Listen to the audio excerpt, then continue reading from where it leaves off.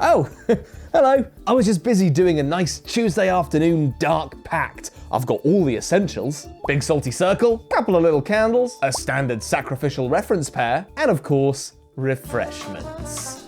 Cheers.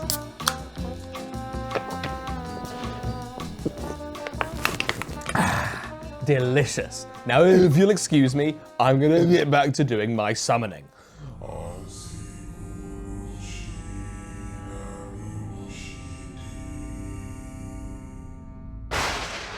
Oh, I was hoping to use this ritual to get a deck building game. Oh, this one's a really good one. I was actually hoping to get one that was just a little more rough around the edges. Ah yes, perfection. All right, well, you probably need to know just a little bit more than that. So let me just get this sorted out for a second. Oh shoot. Ta-da! I've actually set up the game a little bit wrong so that it fits inside my ritual circle.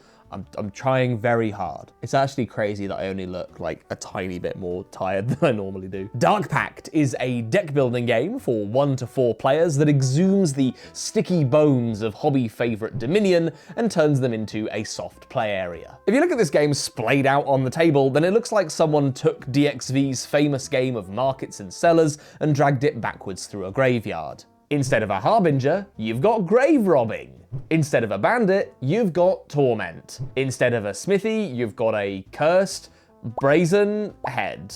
And the dominionology of it all spreads outwards from just the cards and into what you're actually doing on your turn. You're gonna take actions. You're gonna buy cards. And you're going to clean up. In that order, over and over again, until someone leaves. Or wins. The cards you play will give you more draw, or more actions, or more currency, or all 3 at once. You'll use your money to buy more action cards, or better money cards, and you'll occasionally have spanners thrown into your works by other players around the table. But they didn't just take the banana out of its skin and then put it back in a different, edgier one. Nuh-uh. They made this one a little bit weird. Because the way that you actually win a game of Dark Pact is by fulfilling one of its Dark Pacts, which are sort of objective cards shuffled within this big market deck. Midas Touch, Occult Mastery, Curse the Land. The names of dense metal bands. And if you manage to purchase one of these Dark Pacts and play it in front of you, you've now got an objective that only you can complete in order to win the game. Congratulations! It's so loud. All right, great. Now I've got a goal that the game wants me to work towards. What exactly does it want me to do? Have 40 unspent coins? Have 20 unused actions? Have literally all of my cards actively in play? How am I gonna do that? Let's take the have 40 unspent coins Dark Pact as an example. Initially, getting that much money seems impossible, or at the very least, incredibly tedious. The money you get is mostly in increments of 1 or 2 or 3 if you're lucky.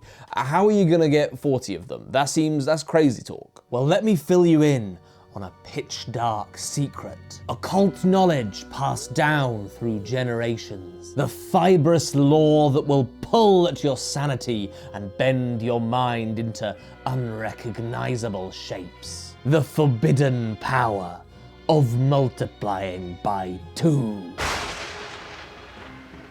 And sometimes 3.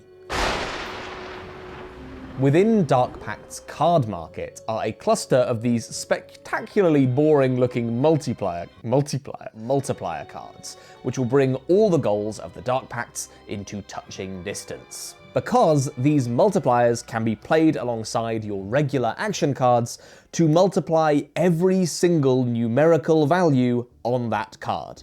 This grave robbing card now gets me 4 money and 2 actions, or this guiding spirit gets me 3 actions, 6 draws, and 3 discards. And you can stack these multipliers together. So a 2 times and a 3 times played on the aforementioned cursed brazen head now gets me 12 money and 18 draw. What about a talisman that gets me 12 bucks and 6 extra bucks for every single green card I have in play. And it's using these multipliers that gets you to slowly piece together your win condition. Getting 45 of these green insight points into play might represent collecting a huge number of these attunement cards over multiple gormless turns. Or instead, you can simply use a 2x on an enlightenment to get another enlightenment from the market, which you then also multiply to have you flung far over the finish line before your friends even work out what happened. Having your entire deck in play seems like it might take a while, unless you're destroying 12 cards at once with a souped-up generous spirit. Getting 19 cards into your hand is trivial when research might let you draw 9 from your deck and retrieve 9 from your discard pile. And with all these different pieces in place, you start to see Dark Pact's grand vision. It's break the game, the game. It's about taking this measly clutch of dangling integers and turning them into palatial monuments to your own massive brain. And these multipliers are, of course, the main consideration here, but Dark Pact does do a whole bunch of small and subtle things to make sure that its goals still always feel achievable. The cards that you acquire from the market go straight into your hand, and you can choose which ones you want to discard at the end of your turn, and your starting deck gives you a little bit of everything from the jump, meaning you can start twisting your deck immediately. And that twisting is the part of Dark Pact that people are going to find tremendously satisfying, because once you've locked into a goal in this game, you are going to chase it like a bloodhound, frequently deploying the exile keyword to blitz through the entire market in a frenzied effort to click your engine together. It creates something of an out-of-bounds experience in deck builder form. You'll find a little stray bit of geometry to get yourself stuck on, and before you know it, you're slipping through the floor into a vast ocean of non-thingness. It's suddenly finding yourself holding a 30-card hand. It's having enough money to buy out the entire market. It's having to keep a little piece of paper next to you to track all of your actions, and it's all right. You might have been able to see the obvious criticism coming from a mile off, but I think that it still stands. In Dark Pact, breaking the game is the point, and the game is urging you to do just that, giving you all of the possible tools that you need to do so. And I think it means the result is stripped of a lot of its impact and satisfaction. Within the first few rounds, all of the players around the table will be having these wacky, combo-tastic, spiraling turns that they will then continue to have in varying degrees of intensity until the game ends. And by maybe the third wacky, spiraling, combo-tastic turn of the game, you might find yourself wistfully looking out the nearest window, wondering when your decisions might come back from the war. Put it this way, it's like eating a gallon of vanilla ice cream in one sitting. The first few scoops are delicious vanilla ice cream. Yes, another, for me, a lovely little treat. And by the end, it's unrecognizable, just excruciating dairy, a kind of divine punishment sent down from high from every cow you've ever crossed. And this vaguely queasy feeling that sets in as you wade through Dark Pact is only amplified by the sheer volume of admin that you're doing.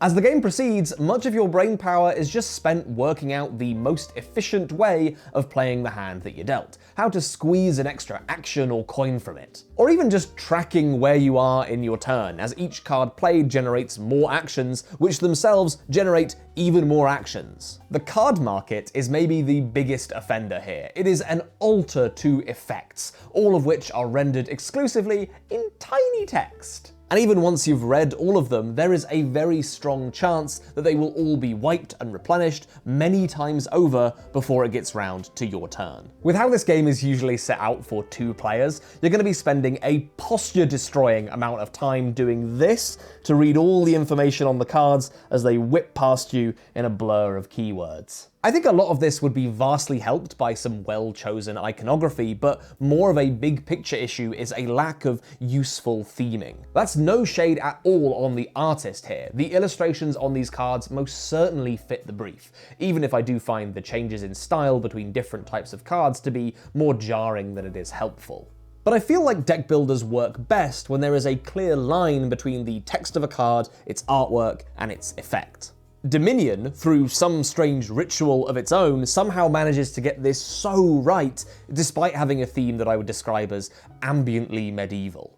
The moat blocks attacks, the workshop makes cards, and remodel remodels. But Dark Pact wants you to remember the difference between a banishing spirit, a guiding spirit, and a haunting spirit, between attunement, awakening, and awareness. They're all right on the edge of memorability that requires you to reread the card most every time it comes up. All of these little bitty, practical, administrative checks, combined with the game's stated goal of meteoric turns, creates an experience that is so much more sluggish than perhaps it ought to be. And that sluggishness scales directly with player count. With just 2 players, it's a little lumbering, but it's bearable.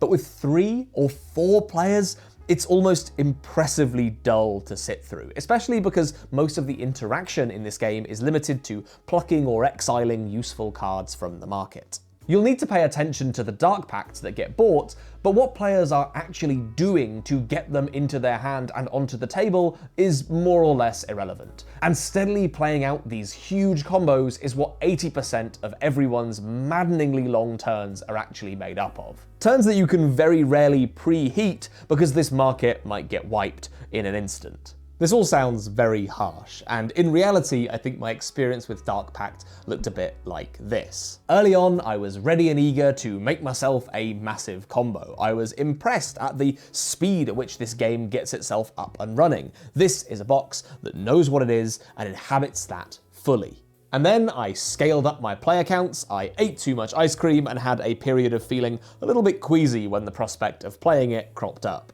But then, after a little break, I regained some of that initial spark by playing Dark Pact as a pure dueling game. If you de-hyperbolize your games of Dark Pact, when the kinds of compounding ridiculous turns become more normalized, you'll see the game is just speaking with larger digits than most deck builders. You start to focus less on the fireworks and more on how your card appraisal skills subtly shift when particular Dark Pacts come out. You pay attention to how much you're building a deck for a general purpose versus a specific one, and you learn that you can kind of force certain win conditions when certain card combinations appear in the supply.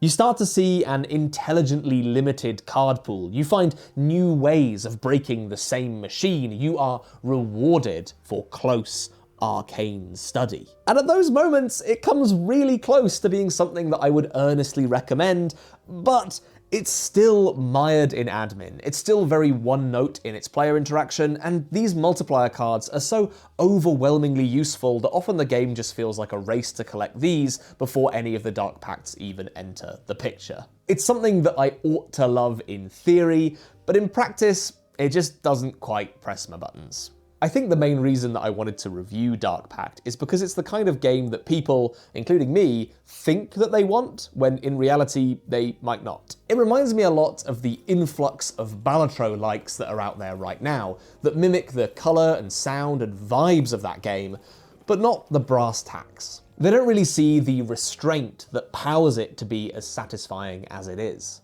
Dark Pact is a game that propels you into the buzzy lights and sounds endgame immediately, but in most games, the goal is a motivator, not a satisfaction in and of itself, at least for me. That build-up to the end goal is where you're going to be spending most of your time, and in Dark Pact, I find that build-up to be just a little too sludgy to earnestly recommend it.